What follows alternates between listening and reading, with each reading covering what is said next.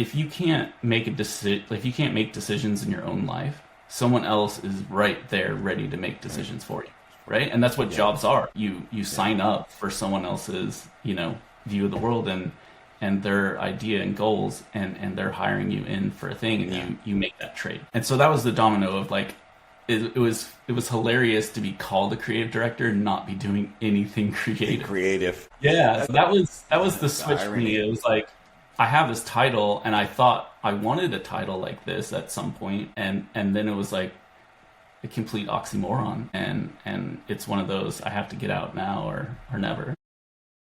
Hello, and welcome to another conversation in 33 Conversations podcast. I'm your host, Michael, and I'm the founder of 33 Strangers, but I host 33 Conversations to have conversations with founders, other founders, about what they're going through in real life. What was the spark that caused them to shift from whatever they thought life was going to be to the dream that they have living inside of them, and that journey, like talk about the human side of it today. And today, I'm really excited to have my guest, Mike DeSart from Austin, Texas, here to share his story. It's a really cool one. And I love that your website or your company is the same name, and the art and the creativity behind it was really fascinating when we had a pre-call. So please share with us like a little bit about you and part of how your journey started.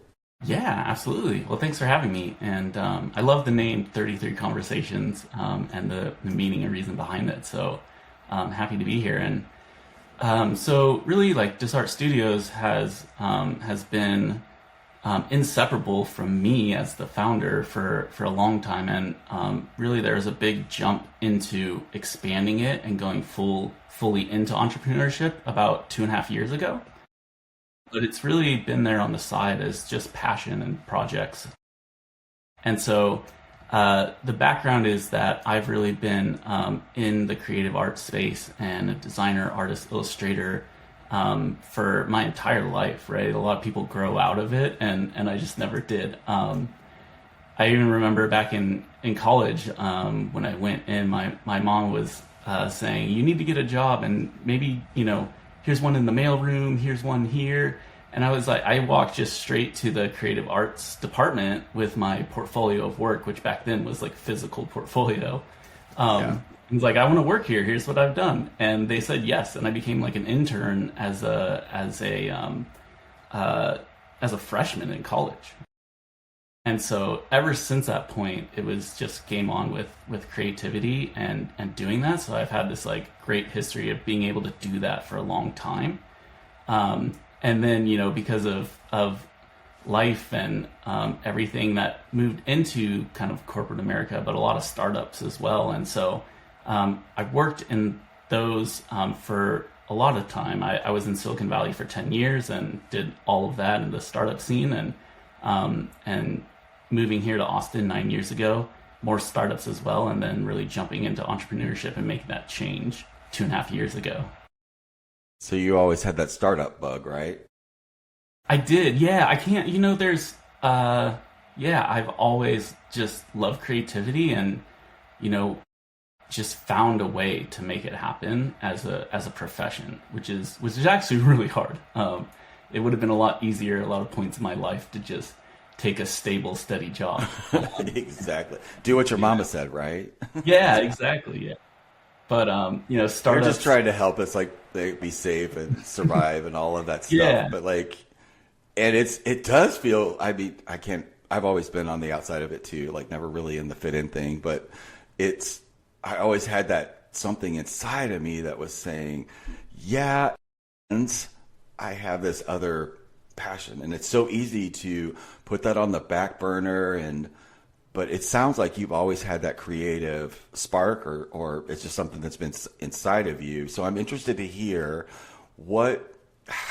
how did you feel that you could express yourself or your creativity inside those corporate startups? I know startups are a little bit different than like traditional corporate America, but just what's your experience of you being authentically you inside of a structure that wasn't your own entrepreneur business vision? Like, what was that to like partner your creativity inside of somebody else's dream? Like, what was that? like? Yeah, well, yeah, you nailed it. It's inside of someone else's dream, right? So Yeah. I think there's space, and startups are different than large corporations. And I just, I stayed away. Some startups I was at, SurveyMonkey was one of them, where I was like kind of the 100th employee, and it was this thing in Wait, downtown Palo Alto, and then it's huge now. There's like 6,000 employees, and I had to get out around like 400 or 500 people because I just started becoming a machine and I was a cog, right? But you really nailed it. It's someone else's vision, and you realize you're spending your life, like your life is your one life, and you're spending that on someone else's vision of what they want the world to be.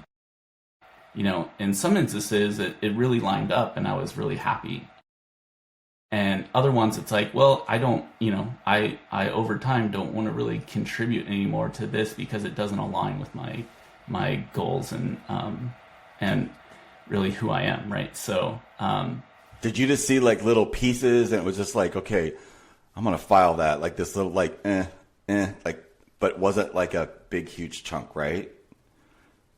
yeah, Or like it was. all at once, or was it a cumulative? That's kind of like what I was trying to understand.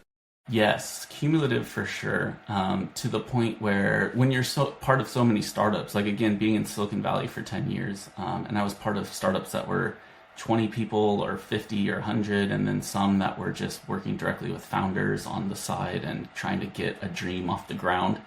But again, you're a tool in someone else's dream. And again, for stability and everything else like that works. And I think I really was able to learn so much and absorb a lot about business, even though I only had like a design focus. And so it was cumulative to the point where it's like I can do this on my own.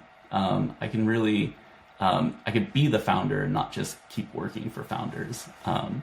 And so that was about 2.5 years ago. I had ended a job. A company here in Austin got acquired by a larger company and reorganizing and everything. And I tried to be a manager for the first time there. I've always been an individual contributor.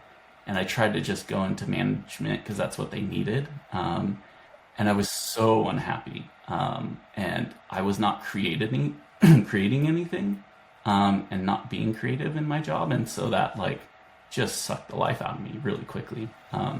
Does, right? Yeah, yeah. And so really that was like a starting point. It was the best thing ever to have all that happen actually, because it really like sealed the deal for me that like I'm not going to be a manager in a corporation. Like I would, rather starve. Exactly. Oh, brings me to my next question. So what was that domino? What was that, it's all accumulative, but what was it's like, I'm out of here. Like, what was the thing? Yeah, I had to fight for this title of creative director.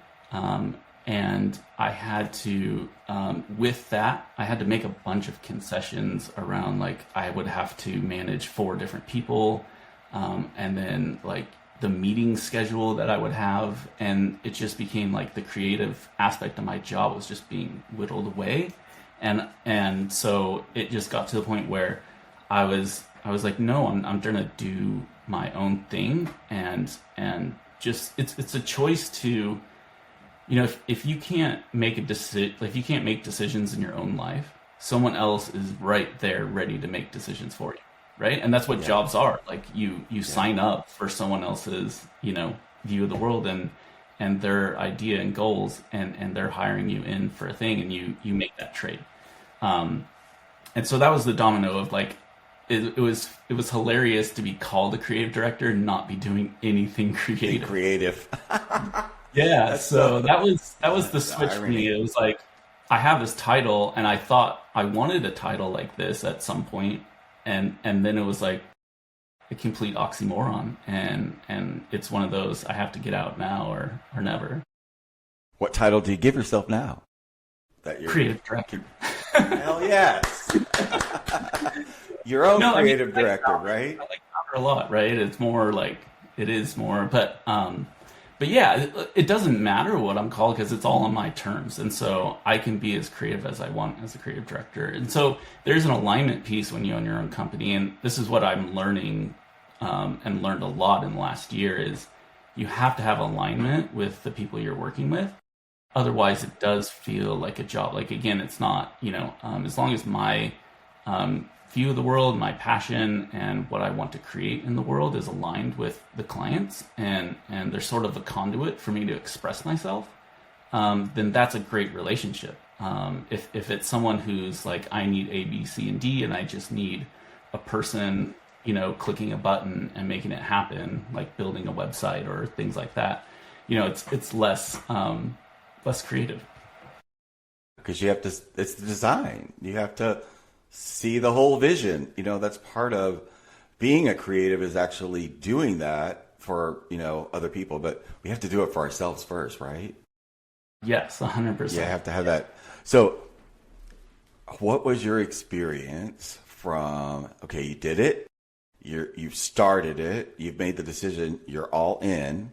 Was there a period that you went through where any doubt or fear or, oh shit, what did I do? Like that kind of a feeling, because I'm sure there was invisible things about that structure that you didn't know you were missing until you were in your other space. Like what was that experience because it's chaotic at best sometimes, but then you have to manage so many other things that you didn't think you're really going to have to do until you can get to the creative director part where you're at now. So like, what was that like? Anything unseen for you? Like, what was your experience of that? It was terrible. It was okay. I love it. Yes. It was really hard. And I think, and that's the story you hear over and over again. And you interview people all the time and there's like the dream, right? And the freedom but it is coupled with this responsibility and needing to focus. And so we talked earlier about mindset shifting, and it's a complete switch of mindset, going from an employee to, even now I employ people part-time and employ freelancers. And so it's a complete mindset shift, and I felt completely lost the first 6-9 months of doing it. And what I realized I was doing is I owned a job. Like I just traded a job at a startup for a job with 5 different clients, and it was still a job because all I knew to do was to be an employee. That's all I knew. And so and then those die off as, either economy changes or different things. You find yourself like, okay, like I need to get more clients. And then it's like this sinking feeling of like, oh no, I don't know how to get new clients. I'm not a salesperson. Like I don't know how to do this at all. And so there's this dread and also urgency around it, because you not only want to keep it alive, right? But you also would like this company that you just created and started to provide for you and financially. And so there's this it's a mix of dread and urgency, which is a unique kind of pain to experience. And deadly for manifestation. If you're trying to manifest something, it's really, it's impossible to do when you're not yourself, or have some sort of, it gets desperate and people can smell it. It's like a car salesman, it doesn't matter how great your stuff is. If there's an urgency, that urgency is, illusion, but it's real when it's happening because of that, the carpet being pulled out from underneath you. Yes. Can you think back to that time? I know you made it out of it, and we're going to talk about that, but can you just, since we're here, if you could have went back there, can you think of one thing that would have made a huge impact for you when you were going through that space, if you had it? Can you just think of don't even have to know what it was, but just for your own internal, what would have made a difference back then that it could take the urgency out of it, or that little panic or whatever that was? What would have softened it from your retrospective? Yeah, that's a great question. I think that's where collaboration comes into play. I've been like hyper independent my whole life, and I grew up where I kind of needed to be independent and taking care of myself a little more than some. And so I had this hyper independent. I think a lot of people who want to start their own thing have like they have this independence gene in them that, they kind of have to have that to want to go start your own thing.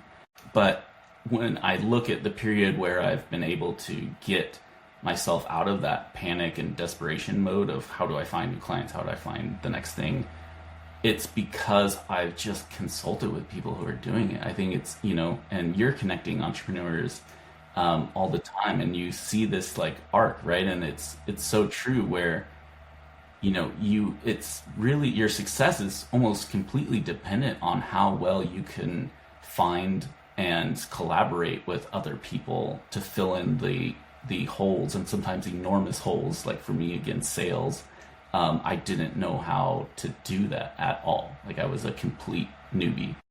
And so it came down to collaboration and finding those people. So once you did, that's when the dread and panic started to stop, because that's where you start to also, A, you have to understand the process, and then B, you have to like kind of systematize it to make it really work, right? So it is like that exact arc. And I think collaboration is really the key to getting there. And design. Like I'm not a designer, but I know what I like, and I know that you said something so powerful before about I got a job. I'm like entrepreneur myself a job, because it's filled with, and I never had this aha until you just said that, was, oh my God, you will have the belief structure of I'm an employee, or the identity of I'm an employee, because that's what it's been. That stuff runs in the background until you become aware of it. So that process of awareness led you to the collaboration. Then how did you start putting collaboration in from, our natural state is to be independent because we make stuff happen, but we also need the people. So how that bridge, that's an enormous bridge to walk over, first of all. Like, so how did that happen? Because entrepreneurs can't just go to a BNI or something like that. Because whenever I think of that, there's that one option or this or that. And it's so canned and so pitchy. And it's just like, there's no humanness behind. It's like, hi, I'm this product and I'm only valuable. It's like that. But I operate at a deep level. I know you do too. It's more than just money. It's like, why are we doing it? And, it's very important to have creativity in the world, but especially when we're building things, because we're building it for other humans.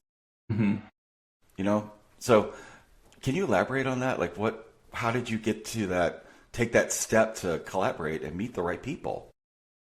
Yeah, it started with, that fear and panic is a good motivator, right?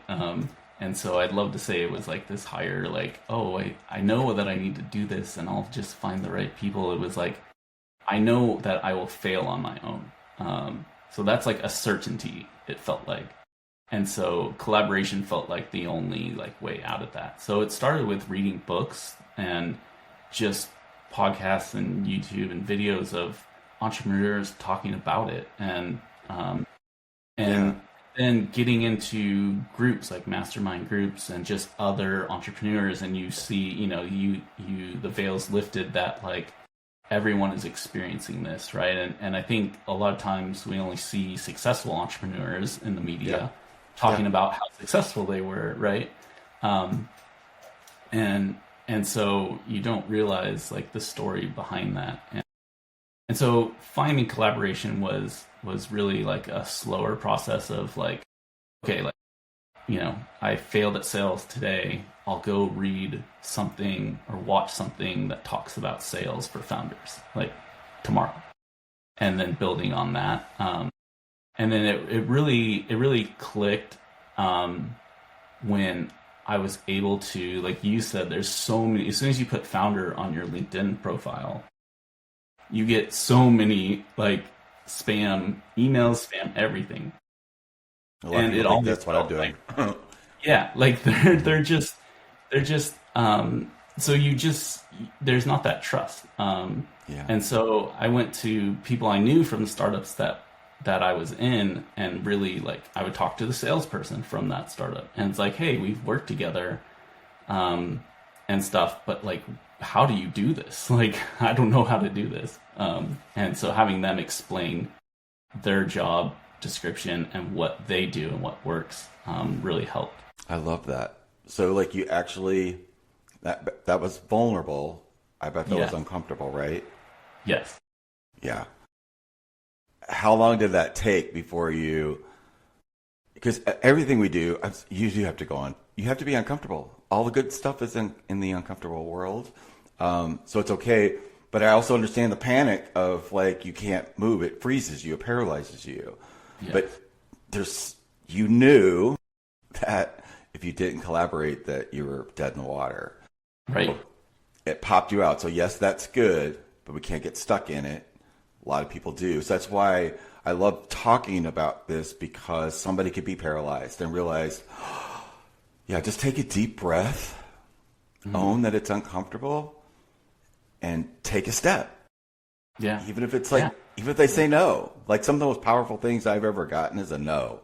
And like, oh, I didn't die, you know? Like, yeah. A no is a gift. It actually is. It actually is a total gift. Yeah. So is all the other stuff in the between. It just doesn't occur like that when it's going down at all. Right. So thank you so much for sharing that. When did the collaboration start to like kick in from this moment of I am seeking this, you make the connections, you get past the uncomfortable part. When did it start becoming like part of your formula and like smooth out? And what happened out of that? Did you meet somebody that you would have never met had you know, because we get deep connections with people that you don't even realize that you would have a connection with just by being vulnerable. Absolutely. Yeah, there's, really when it started to kick in for me was when I found people who, or just very few, or sometimes one person that actually understood what I was trying to do and can actually give me advice that was helpful, right? Like all the unwarranted advice was just extremely not helpful. Like just people saying, I can be your accountant for this and we can do that. And I could be your salespeople and we'll hire you. We'll get you 7 leads in 7 days, and like, and so putting all that aside, and finding, it's just like that network. I think my network from Silicon Valley has been enormously helpful, because, there's a ton of entrepreneurs out there, but really 90% of businesses fail. And so like finding people who have built and scaled businesses that haven't failed, is really key. And so there's, through asking those people and asking them who they know, they were able to point me in the right direction. And, I think what was interesting is there's a lot of, outside the US, there's a ton of people who are really great at entrepreneurship. And again, like the narrative, I think in the US is like, we have the best startups in the world. We have the best everything in the world. We're the best in the world, right?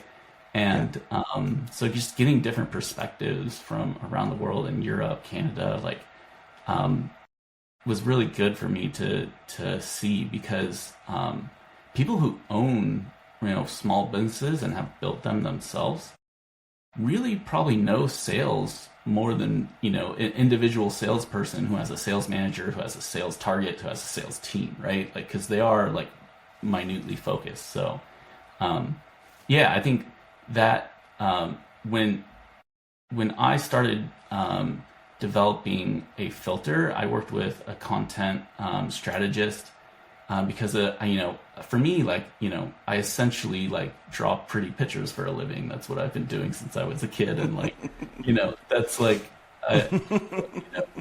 I love to do. I just use a mouse and a computer to draw the pictures now, right? And so I needed to figure out a way to communicate in words that was really persuasive and effective. And so that was a big growth area. So connecting with a content strategist that I knew, she was really able to help me create this kind of filter. And it's, that I work with innovators who are ready for transformation.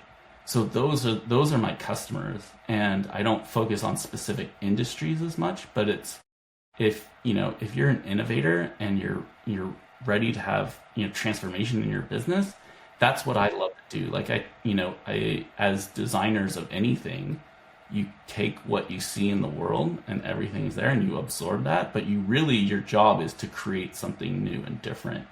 And hopefully something that hasn't, been seen in the world yet.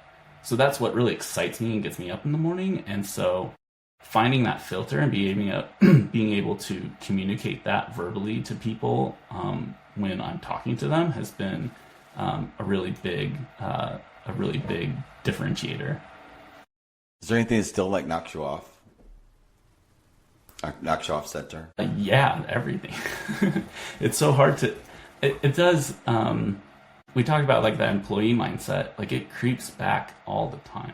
And one thing that I try to think about is because when you're in that kind of if you're losing clients or your things are changing and you have to start looking at new technologies that do the same work that you did before, you start getting reactive, and then like fear starts to creep in.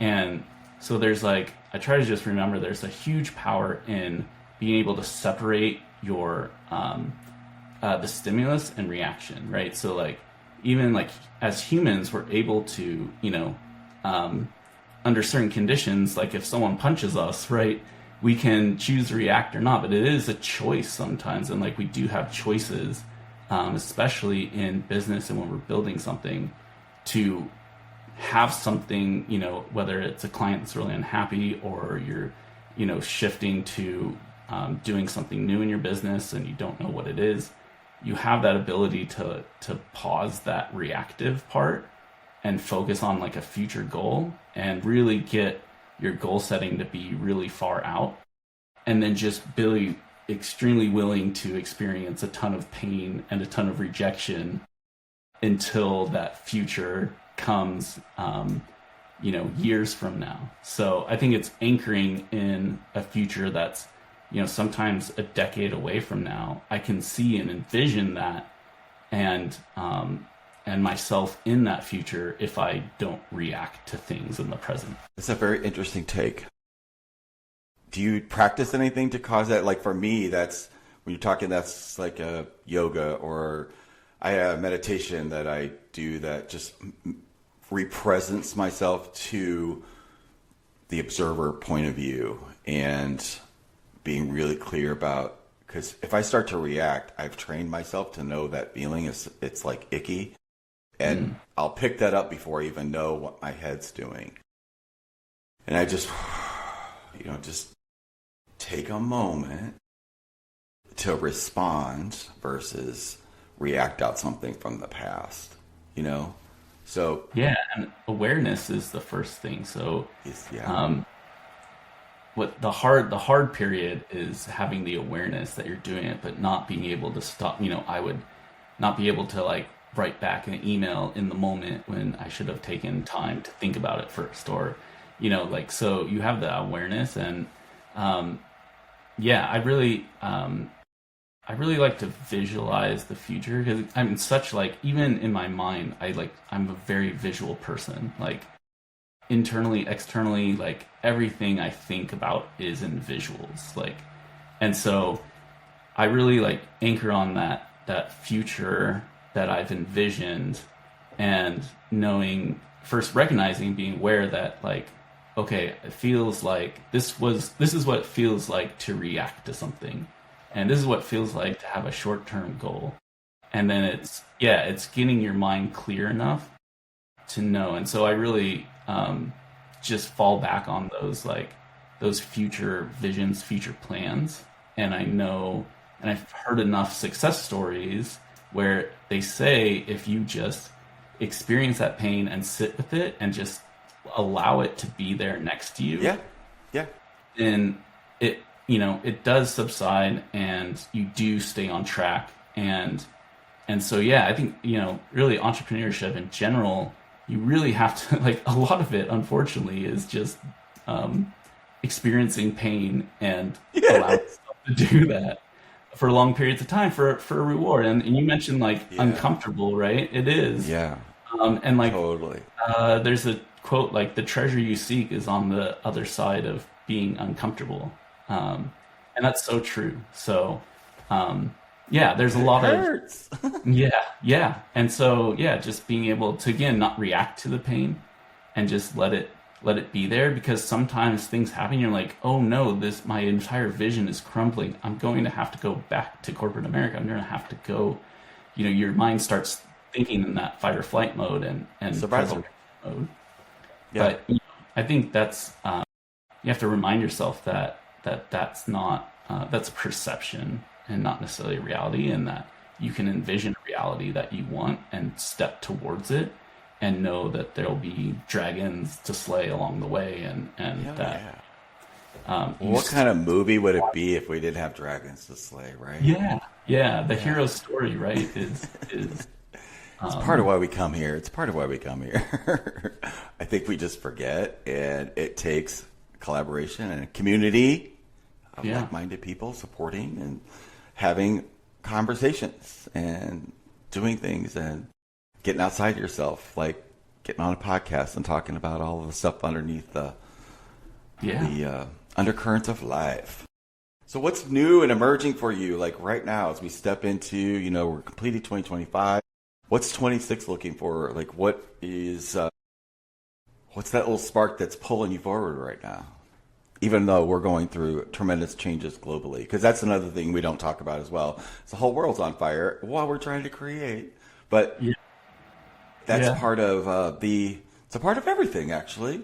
Mhm. Something has to break down for something new to emerge.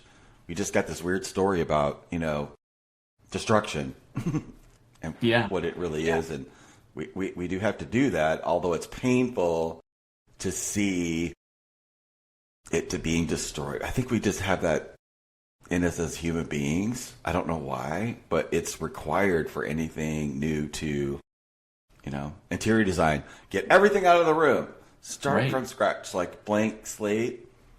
And Yeah. then what am I dealing with in life right now? So that's why I ask you, like, what's pulling you forward? Yeah, that's a great question. And I think,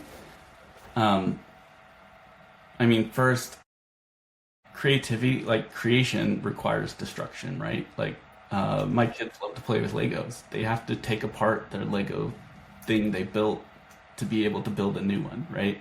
And so, I think for me though, coming up is really, I think the biggest attributes that everyone needs to navigate uncertainty, and it just comes down to uncertainty in the world, and then you apply that to everywhere, and you realize, I think entrepreneurship helps you realize that actually the things that you think are safe and stable never really work. That really stability is sort of this illusion, it's a thing that we all agree, like,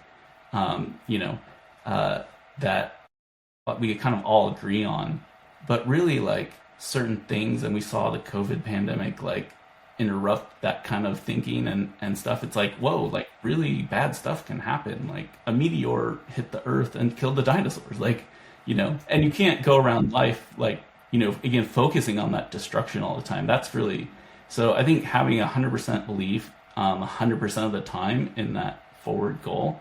And, for my business and going forward in the new year, I'm really finding that using new technologies, especially for web building, but also inventing new processes for brands, like that's a competitive edge to try new things and implement them, and then also convince people that A, it's a better way to do it, B, there's going to be a better product at the end of it, and that you're the actual person who could get them there.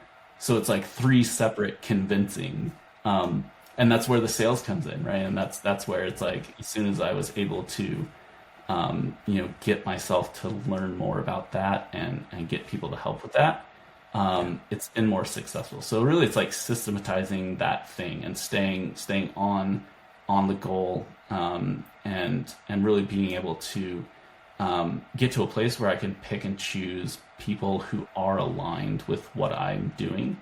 Because I realized that, again, the mindset of being an employee, you push the button when the person says push the button, and you do it the way they want to, right? And there's, a great manager, a great company will sometimes allow you autonomy to say, here's the goal, like try to get to it.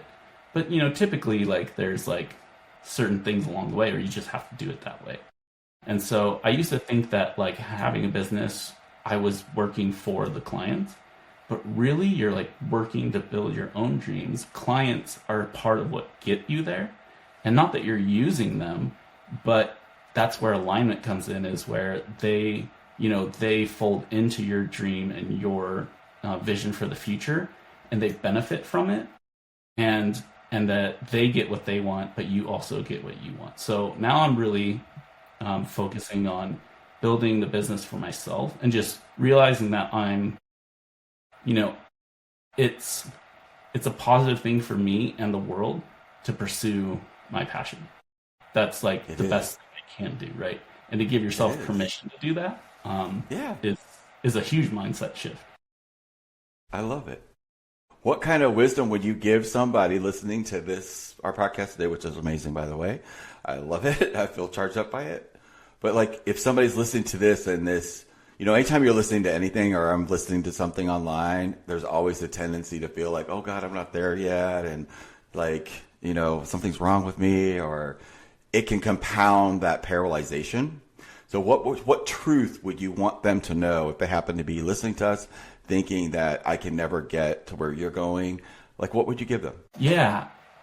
It's funny. So one of the good mentors that I have in business and entrepreneurship, he really said that a lot of business owners, people, giving advice, they don't necessarily like build that into their own business because it requires pain. And it's like back to the pain idea we talked about. Like I can, and that's where I think people sit around and talk about success because it's not fun to talk about failure.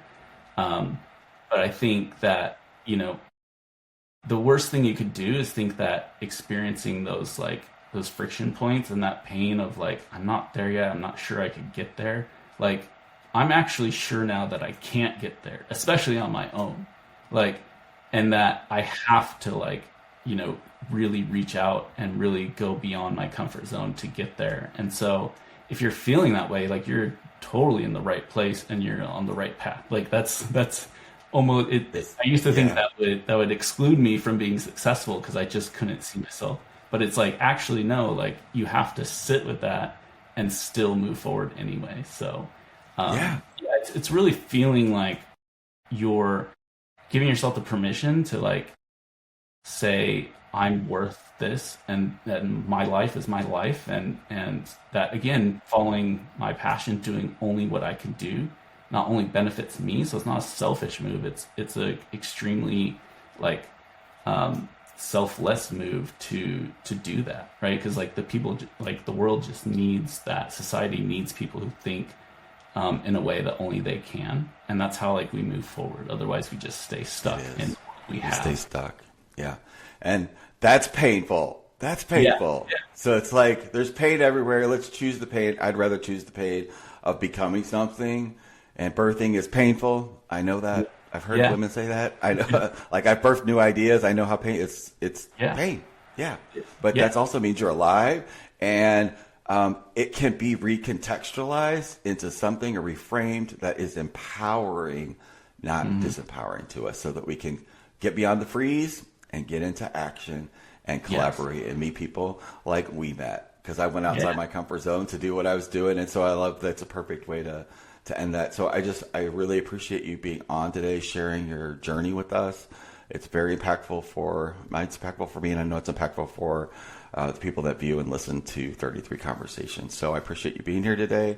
Appreciate you guys listening in and watching in another conversation. And guess what? We're going to see you on the next one. Bye, guys. All right. Thank you. Thank you.